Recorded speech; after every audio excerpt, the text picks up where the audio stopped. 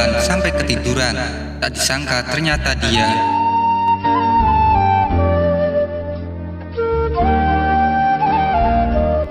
diceritakan seorang nenek jualan kacang goreng setiap hari di salah satu sudut plaza daerah Palembang, Sumatera Selatan. Berpenampilan sederhana, ia berusaha menawarkan dagangannya pada orang-orang yang mondar-mandir melewati di depannya. Penuh semangat begitulah tampilan nenek ini di balik umurnya sekarang. Setiap pagi mulai pukul 10.00 waktu Indonesia Barat, ia berjalan dengan membawa beban kacang goreng naik becak, kemudian menata dagangannya di depan emperan plaza sampai pukul 17.00 waktu Indonesia Barat. Kacang ini pun ternyata adalah dagangan milik tetangga yang nenek Pinem jualkan. Dengan suara paraunya, dia menawarkan dagangannya. Kacang goreng pak, kacang goreng bu, kacang goreng nen. Begitulah caranya berjualan, berbeda dengan para pedagang umumnya.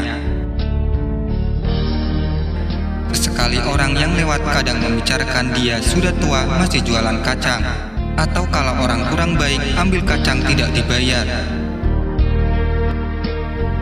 Kadangkala nenek Pinem menjajakan dagangannya disambar orang ketika lewat tanpa ada sopan santunnya. Sudah miskin jualan makanan, apa sehat? Kalimat menohok orang-orang ini bukan alasan baginya. Belum lagi kalau ada pengemis atau merasa kasihan diberikan secara gratis dagangannya. Kadangkala saking lelahnya, dia tertidur di tempat jualan.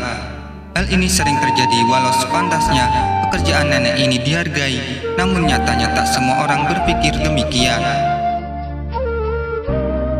Sampai menjelang sore hari, dia menata kembali dagangannya untuk bersiap pulang. Datanglah seorang pemuda tampan memakai mobil mewah mendekati nenek Pinem. Kemudian tak berselang lama, nenek Pinem dipapah masuk mobil dan dagangannya dibawakan. Tentu sebagian orang bertanya-tanya, merasa penasaran. Akhirnya seseorang bertanya pada salah satu tukang parkir di plaza tersebut, "Pak, kok nenek itu naiknya mobil mewah?" "Nenek yang mana mbak?" ucap tukang parkir sambil mengernyitkan dahi. Ia kembali berkata, "Oh maksudnya nenek Pinem, penjual kacang ya?" "Bener pak, dia mah anaknya dokter semua. Nenek itu punya 2 anak dan hidupnya telah mapan. Nenek Pinem hebat loh itu. Disuruh berhenti jualan gak mau, karena dia jualan cuma buat ngisi waktu, apalagi setelah suaminya meninggal. Dulunya orang susah, nenek Pinem jualan kacang agar anaknya bisa sekolah, dan kini sudah sukses, dia keterusan jualan kacang goreng, padahal 2 anaknya jadi dokter semua." Mendengar ucapan tersebut, gadis ini tersenyum sambil berkaca-kaca. Dia merasa terharu mendengar kisah nenek Pinem. Ternyata ia sedari tadi memperhatikannya, termasuk ketika nenek ini dipendak-pendak pelanggan sampai kacangnya diambil paksa. Ternyata dia malah orang kaya. Tak ada yang bisa menilai seseorang hanya dari penampilan semata.